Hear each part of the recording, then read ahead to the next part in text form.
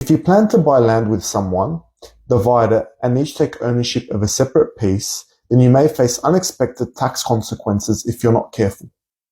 Recently, we had a new client that had previously purchased a piece of land with their friend for $700,000.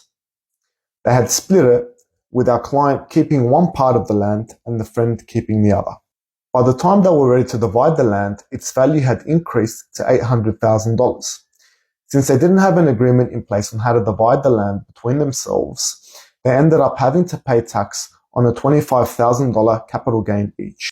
This tax came from the increase in the value of the land and the fact that they were transferring property to each other.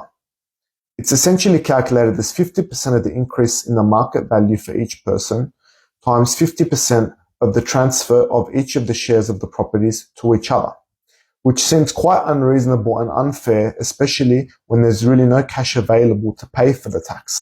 So how can we avoid this problem? Well, firstly, good legal and accounting advice is important right before you even think about purchasing the land. You also need to make sure that there is a partition agreement in place, which in most cases can give capital gains tax relief in these sorts of situations, and just goes to show how important good legal and accounting advice can be beneficial even at the inception of these types of agreements.